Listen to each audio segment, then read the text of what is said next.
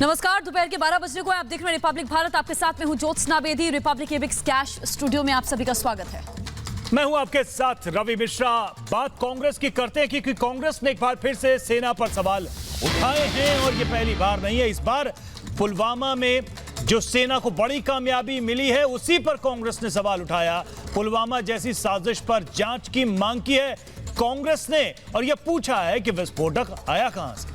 कैसे कड़ी सुरक्षा वाले जोन में कार पहुंच गई कांग्रेस पार्टी, ये सवाल पूछ रही है। सेना पर एक बार फिर से कांग्रेस पार्टी सवाल उठा रही है। पुलवामा जैसी साजिश को दोहराने की कोशिश कल पाकिस्तान की तरफ से की गई थी, लेकिन इनपुट्स के जो हमारे पास इंटेलिजेंस इनपुट्स थे हमारे जवानों के पास, हमारे बड़े अधिकारियों के पास, उसके जरिए इस साजिश को नाकाम कल कर दिया गया था। आईईडी बरामद हुआ था एक सेंट्रो कार से।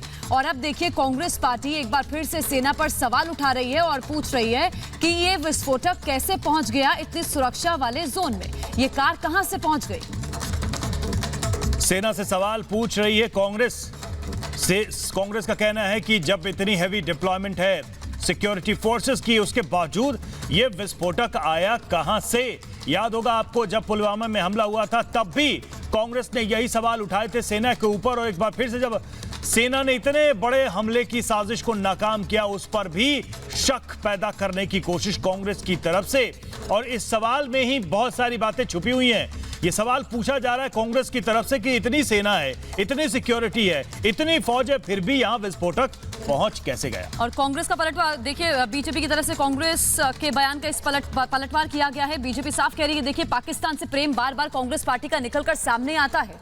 पाकिस्तान पर कांग्रेस पार्टी कुछ नहीं बोलती और अपनी सेना पर सवाल उठा देती है। आखिर चुप्पी क्यों पाकिस्तान पर कांग्रेस पार्टी की? सवाल ये बड़ा है कि आखिर कांग्रेस पार्टी चुप क्यों है पाकिस्तान के कारनामों पे।